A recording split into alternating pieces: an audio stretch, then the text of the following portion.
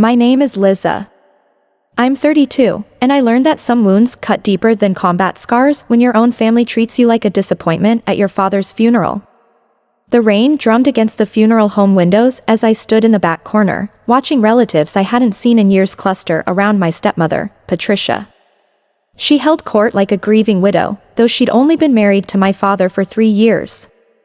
My half-brother there, Jake, her golden child from her first marriage, stood beside her in his expensive suit, playing the role of devoted stepson. I had driven 18 hours straight from Fort Bragg to be here, still wearing my ACUs because there hadn't been time to change. The fabric was wrinkled from the drive, my boots scuffed from the rushed departure. I looked exactly like what my family had always seen me as, the daughter who couldn't quite measure up. There she is. I heard my Aunt Margaret whisper to her husband. Poor thing, still playing soldier at her age. The words hit like shrapnel, each one finding its mark with practiced precision. I'd heard variations of this my entire life. When I'd enlisted at 18, fresh out of high school, the family had treated it like a phase. When I'd stayed in for 5 years, then 10, then 15, the comments had grown sharper. When are you going to get a real job? When are you going to settle down? When are you going to grow up?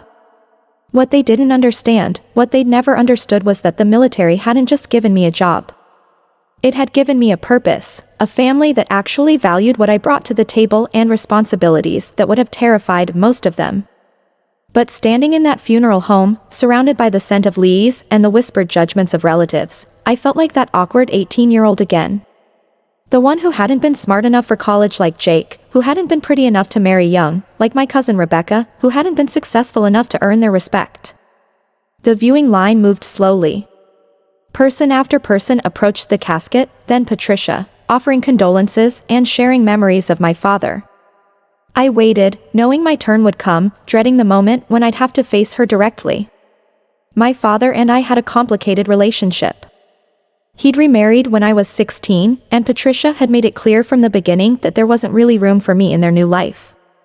She'd never been cruel exactly, but she'd mastered the art of making me feel like an outsider.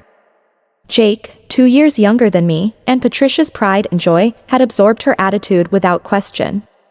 He'd gone to law school, joined a prestigious firm, married his college sweetheart, and produced 2 perfect grandchildren, who called Patricia Grandma, and barely knew I existed. When I'd finally made it through the line and stood before Patricia, she'd looked me up and down with barely concealed disappointment. Diana, she said, her voice carrying that particular tone reserved for discussing unfortunate circumstances. I'm surprised you could get leave. I know how demanding your schedule must be. The way she said it made my job sound like a hobby I was too stubborn to give up. I wouldn't have missed it, I replied quietly. Jake appeared at her elbow, his wife Emma beside him. Emma was everything I wasn't. Blonde, petite, with the kind of southern charm that made everyone love her instantly. She worked part-time at a boutique and spent her afternoons at yoga classes and charity luncheons. Hey, Diana, Jake said, his tone carefully neutral. Glad you made it. How long can you stay? I have to leave tomorrow night. Emma's perfectly lipsticked mouth formed a little pout. Oh, that's too bad. We were hoping you could spend some time with the kids. They barely remember you from Christmas. The guilt was expertly applied, as always. I'd missed several family gatherings over the years due to deployments, training exercises, and the general demands of a military career that required me to be where the Army needed me when they needed me there. Each absence had been noted, cataloged, and used as evidence of my failure to prioritize family. I'll try to see them before I go, I said. Patricia reached out and patted my arm with the kind of sympathy usually reserved for the terminally ill.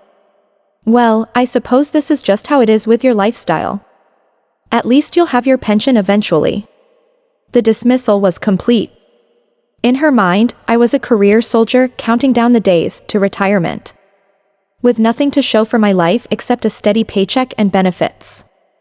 The fact that I'd never shared the details of my actual role, my rank, or my responsibilities wasn't entirely their fault.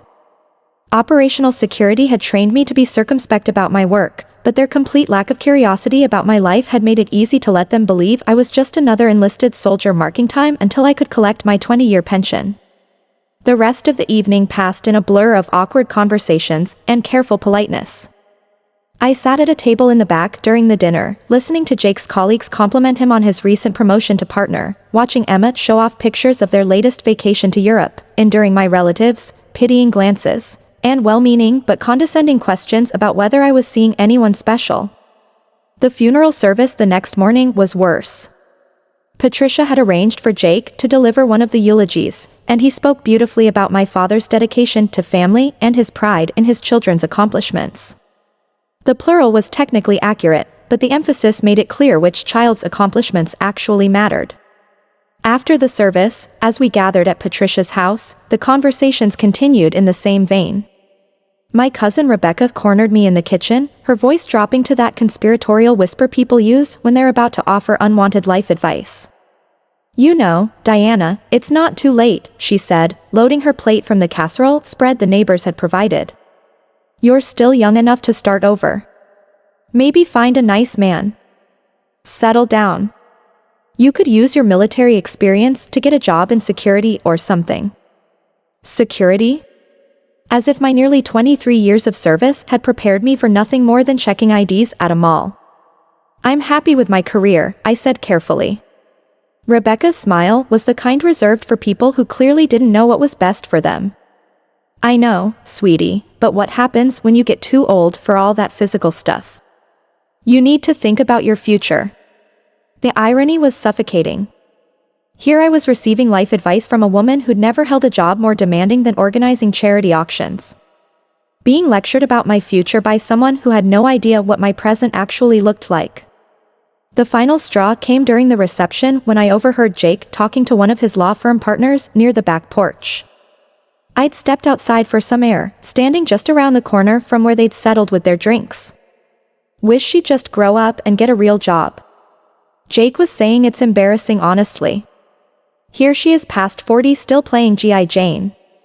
Patricia tries to be supportive, but it's hard when everyone asks what Diana does and we have to say she's basically a professional camper. His companion laughed. "Come on. Military service is honorable." "Sure, but there's a difference between serving your country and hiding from the real world. She's never had a real relationship, never owned a home, never built anything lasting. She just goes where they tell her to go and does what they tell her to do. It's like she's afraid to actually be responsible for her own life." I stood there in the humid evening air, feeling each word like a physical blow. This was my half-brother there, the person who should have known me best, reducing my entire adult life to an act of cowardice. To him, I wasn't a soldier who'd served with distinction in some of the most dangerous places on earth. I was a woman so afraid of civilian responsibility that I'd chosen to remain in an extended childhood playing dress-up in uniform. The worst part was the kernel of doubt his words planted. Had I stayed in the military too long? Was I hiding from something? The questions felt like acid in my chest because I'd asked them myself during the darker moments of my career. But every time I'd considered leaving, I'd remembered why I stayed. Because I was good at what I did. Because it mattered and because the soldiers under my command deserve leaders who were committed to the mission. I slipped back inside and found Patricia in the living room surrounded by photo albums and sympathy cards. She looked up when she saw me approaching. "Leaving already?" she asked, though it was barely 7 o'clock. "Early flight tomorrow," I lied. I was driving back, but I couldn't stand another night in that house, sleeping in my childhood bedroom that Patricia had redecorated into a craft room years ago. "Well," she said, standing to give me one of her brief obligatory hugs. "Thank you for coming. I know your father would have appreciated it." The conditional nature of even that gratitude would have appreciated, as if my presence had been unnecessary but tolerable, was the final insult. Jake appeared as I was getting my keys. "Heading out?" "Yeah." He looked genuinely puzzled by my abruptness. "Everything okay? You seem off." For a moment, I considered telling him exactly what was wrong. I thought about explaining what it felt like to serve your country with distinction for over 2 decades only to have your own family treat you like a cautionary tale. I thought about describing the weight of command, the responsibility of making life and death decisions, the honor of leading soldiers who trusted you with their lives. Instead, I just nodded, just tired. Well, drive safe, and Diana. He put his hand on my shoulder with what he probably thought was brotherly affection. Think about what we talked about, okay? About your future. It's never too late to start over. I drove through the night, my mind churning with anger and hurt and a growing determination to never again allow my family to make me feel small. The miles rolled past, marked by truck stops and 24-hour diners, while I processed not just my grief over my father's death, but my recognition that I'd been grieving my relationship with my family for years. By the time I reached Fort, and the pension plan, worthy of respect, but not genuine admiration. The shift came at exactly 9:47 p.m. I know the precise time because I was checking my phone when General Mitchell approached me near the dance floor.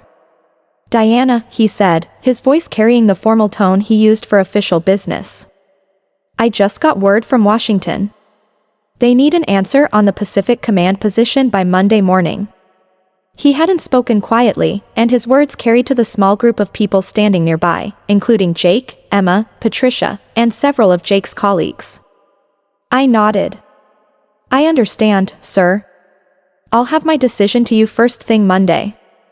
Outstanding. The Joint Chiefs are eager to move forward. It's a hell of an opportunity, Colonel. The word hung in the air like a dropped bomb. Colonel. I watched the realization spread across Jake's face like ripples on a pond. His mouth opened slightly, then closed, and the champagne glass paused halfway to her lips. Patricia's carefully composed expression cracked just enough to show the shock underneath. Colonel. Jake's voice was barely above a whisper. General Mitchell looked at him with mild surprise, as if it had never occurred to him that Jake wouldn't know his sister's rank. Colonel Diana Carson, he said formally, one of the finest officers I've had the privilege to serve with. 23 years of distinguished service, multiple combat deployments, and now she's being considered for one of the most important command positions in the Pacific Theater. The silence that followed was absolute, not just from my family, but from the expanding circle of guests who'd overheard the exchange. In a room full of successful attorneys, business executives, and their accomplished spouses, the revelation that the woman they'd been politely ignoring was a full colonel in the United States Army with enough clout to be personally recruited by the Joint Chiefs of Staff hit like a seismic shock. Patricia recovered first, her social training kicking in even as her face remained pale. Colonel, she repeated as if testing the word. We didn't realize. Diana doesn't talk about her work much. General Hayes interjected smoothly, appearing beside us with the fluid movement of someone accustomed to managing delicate situations. Operational security, you understand. But we're all tremendously proud of her accomplishments. Emma found her voice. Operational security. Colonel Carson has spent most of her career in special operations and intelligence, Colonel Rodriguez explained, his tone carrying the weight of someone who'd seen classified briefings. The kind of work where discretion isn't just preferred, it's essential for national security. I watched my family's faces as the pieces fell into place. The long deployments they'd resented weren't just inconvenient. They were classified missions I couldn't discuss. The promotions they'd never heard about weren't because I was stuck in a dead-end job.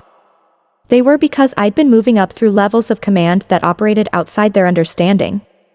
The simple phrase, "I work for the Army," that I'd used for years hadn't been evasive.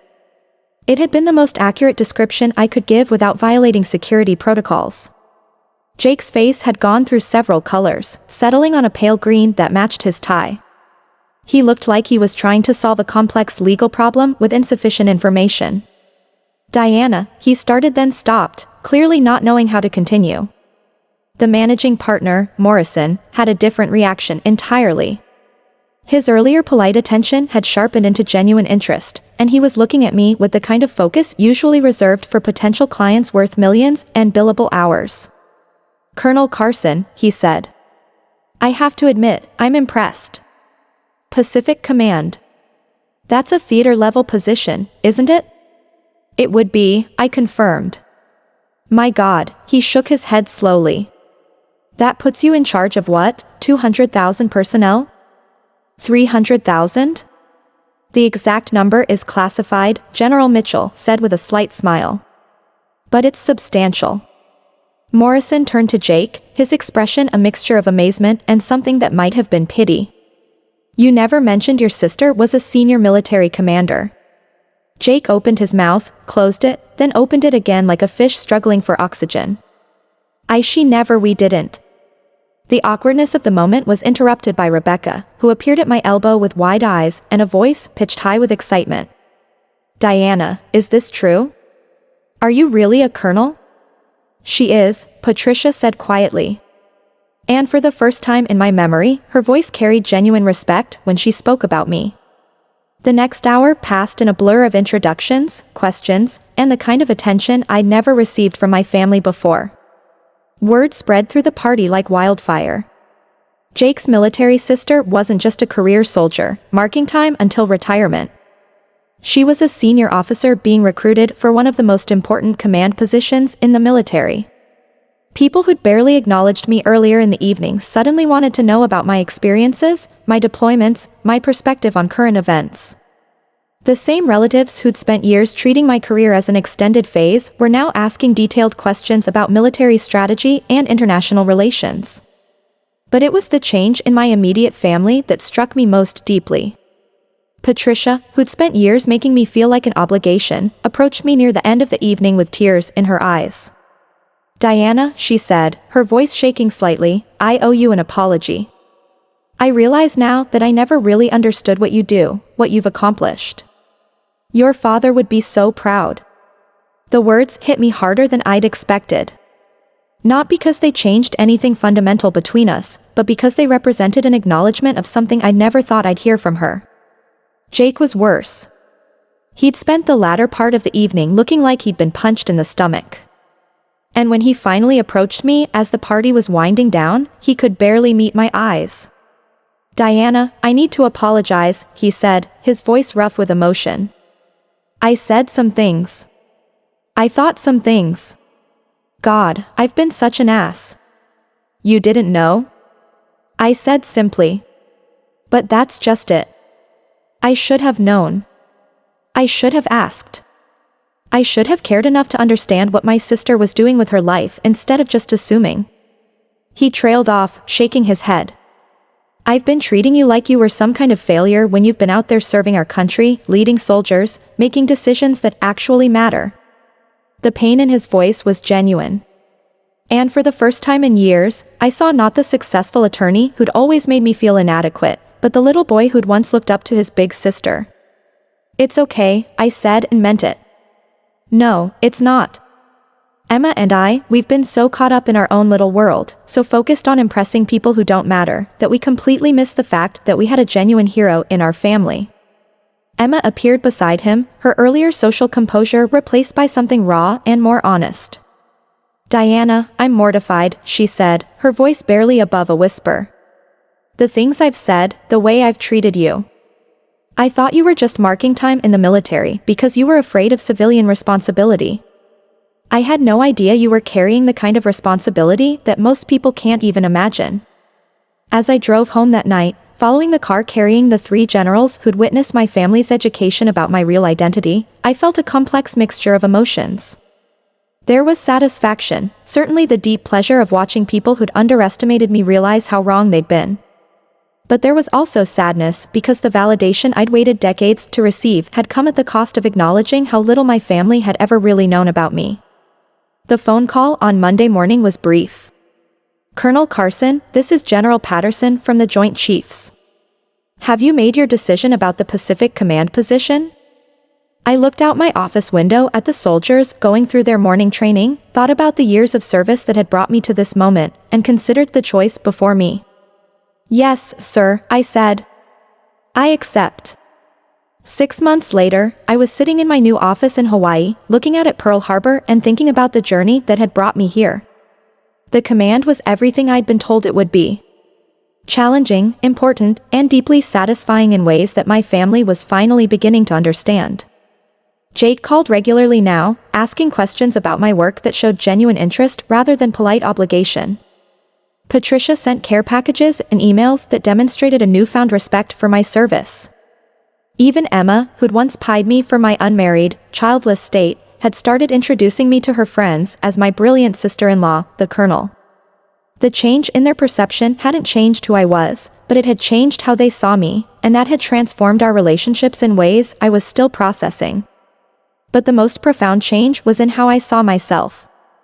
For years, I'd allowed my family's limited understanding of my career to make me question my choices. Their dismissal had planted seeds of doubt that had grown in the darker moments of my service, making me wonder if I was hiding from civilian responsibility, avoiding real adulthood, choosing the easy path of following orders over the hard work of building a conventional life. That night at Jake's party, watching their faces as they realized who I really was, I'd finally understood something crucial. Their inability to see my worth had never been about my failures. It had been about their limitations. I'd spent decades serving my country with distinction, leading soldiers who depended on my competence and my judgment, making decisions that affected national security and international relations. I'd earned the respect of my peers, the trust of my superiors, and the right to wear the insignia of a full colonel in the United States Army.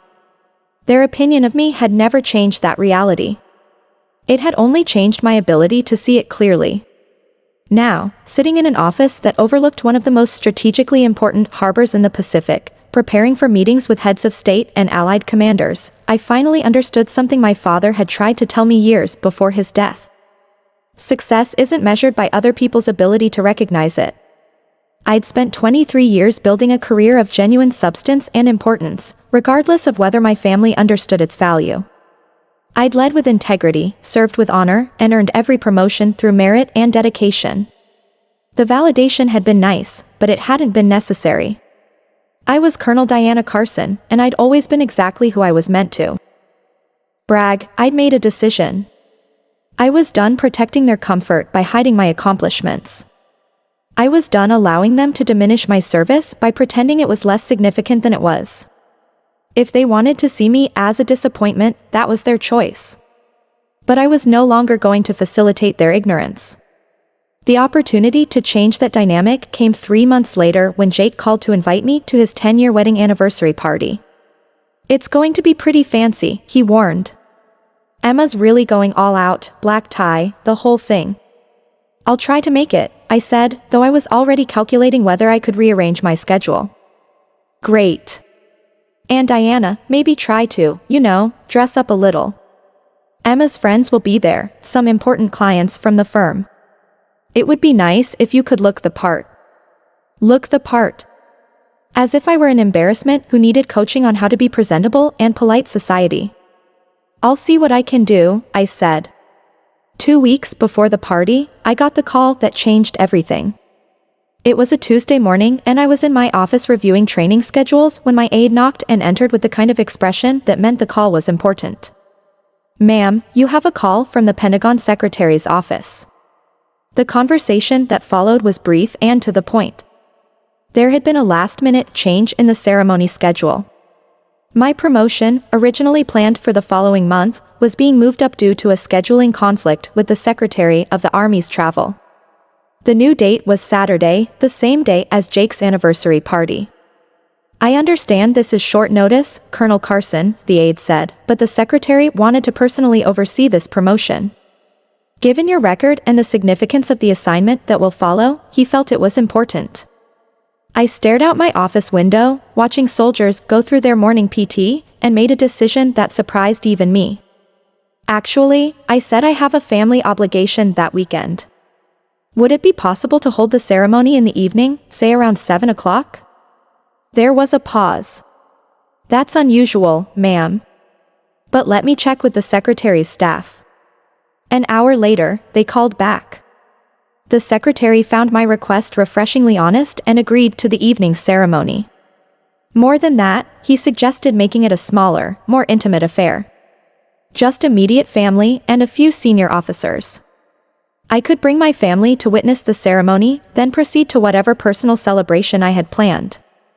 I called Jake that afternoon. "Great news," I said. "I can make it to your party after all. In fact, I'd like to bring a few friends if that's okay." Military colleagues. Of course, Jake said, though I could hear the slight concern in his voice. He was probably imagining a group of rowdy enlisted soldiers crashing his elegant swear. How many? Just 3 or 4. They're senior people. They'll fit right in. The week leading up to the party passed in a blur of preparation. I arranged for my dress uniform to be perfectly tailored, every ribbon and decoration precisely placed. I coordinated with the 3 officers who would be attending both the ceremony and the party. General Mitchell, my current commanding officer, Brigadier General Sarah Hayes, who would be my new boss, and Colonel Tom Rodriguez, my longtime mentor and friend. I also did something I'd never done before. I hired a professional photographer to document the evening. If this was going to be the night I finally showed my family who I really was, I wanted a record of their faces when they realized how wrong they'd been about me. The day of the party, I spent the afternoon at Fort Bragg, going through the promotion ceremony. It was everything I'd worked for over the past 23 years. The recognition of my service, the acknowledgement of my capabilities, and the trust placed in me for the assignment that would follow. When the Secretary of the Army pinned the eagle insignia on my uniform and announced my promotion to full colonel, I felt a satisfaction that went deeper than personal achievement. This wasn't just about rank. It was about validation of every choice I'd made, every sacrifice I'd endured, and every moment my family had made me feel like I was wasting my life. General Mitchell shook my hand after the ceremony. Outstanding career, Colonel Carson. The new assignment is going to be challenging, but you're exactly what we need for the Pacific Command position. Pacific Command. A posting that would put me in charge of coordinating military operations across the entire Pacific Theater, working directly with heads of state and commanding officers from allied nations. It was the kind of assignment that marked an officer as someone being groomed for general stars. As I changed from my dress uniform into the black cocktail dress I'd bought for the party, I looked at myself in the mirror and saw something different. Not the awkward woman who'd felt so diminished at my father's funeral, but an officer who'd earned the respect of her peers and the trust of her superiors. Someone who'd spent her adult life serving something larger than herself, leading soldiers who depended on her judgment and her competence. The 3 officers met me at my off-base apartment, and we drove together to the country club where Jake and Emma were holding their party. The venue was everything I'd expected. Elegant, expensive, designed to impress. Valet took our cars, and we walked through the marble-floored lobby toward the ballroom where the party was in full swing. Jake spotted me first as we entered, and his face lit up with surprise and pleasure. I looked good. The dress was sophisticated. My hair was professionally styled. And I carried myself with a confidence that came from years of command experience. Diana. He approached with Emma beside him, both looking genuinely happy to see me. You look amazing. I'm so glad you made it. Wouldn't have missed it, I said, gesturing to my companions. I'd like you to meet some friends of mine. This is Michael, Sarah, and Tom. I used their first names deliberately, giving no indication of rank or position. They were all in civilian clothes, looking exactly like what Jake would assume they were. Middle-aged professionals, probably government workers or defense contractors. Jake shook hands with each of them, his law firm training kicking in as he made small talk and tried to assess their importance based on subtle social cues. Emma was particularly charming to General Hayes, probably assuming she was a military wife who'd accompanied her husband to the party. What do you all do? Emma asked brightly, playing the perfect hostess. We work with Diana, General Mitchell said simply, his tone giving nothing away. The party was everything I'd expected. Expensive, sophisticated, full of Jake's legal colleagues and Emma's social circle. Patricia was there, of course, resplendent in a silver gown and holding court with the other older guests. She air-kissed me when I approached, her eyes taking in my appearance with surprise. Diana, you look lovely. So nice to see you making an effort. The backhanded compliment was classic Patricia, but it rolled off me this time. I was here for a purpose, and her petty needling couldn't touch me.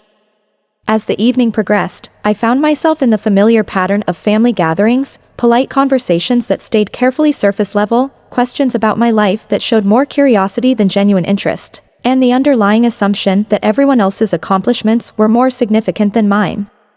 My cousin Rebecca cornered me near the bar, her third glass of wine, making her more talkative than usual. "I have to say, Diana, you're looking so much better," she said, her voice carrying that particular tone of someone offering encouragement to an invalid. "Are you finally thinking about settling down? Maybe finding someone nice?" "I'm pretty settled already," I said. "Oh, you know what I mean. A real relationship, maybe marriage, children. It's not too late. You know, my friend Jennifer didn't get married until she was 45, and now she has the most wonderful stepchildren." The conversation was interrupted by Jake, who appeared with one of his law firm partners in tow. "Diana, I want you to meet Richard Morrison. He's the managing partner at our firm." Morrison was a distinguished man in his 60s with silver hair and the kind of confident bearing that came from decades of success. He shook my hand with the polite attention he'd give to any relative of an employee. "Pleasure to meet you, Diana. Jake tells me you're in the military." "I am." "That's wonderful. Such important work. What do you do exactly?" It was the question I'd been waiting for all evening. The one that usually led to awkward explanations and polite but dismissive responses. This time, I was ready. "I'm an officer," I said simply. "Oh, excellent. What rank?" Jake jumped in before I could answer, his tone carrying just a hint of embarrassment. "Diana's been in for a long time. She's done really well for herself." The deflection was so smooth, so practiced that I realized he'd been doing it for years. Whenever someone asked directly about my career, he found a way to acknowledge it without giving specifics, protecting himself from having to admit he didn't actually know what his sister did for a living. Morrison seemed to sense the awkwardness and moved the conversation in a different direction, but I caught the look he gave Jake. The slight confusion of someone who'd expected a clearer answer and hadn't gotten one. As the evening continued, similar conversations played out across the room. People were polite, even interested, but there was an underlying assumption that whatever I did in the military, it couldn't be as important or impressive as the civilian careers represented in the room. I was the soldier's sister, the family member with the stable government job.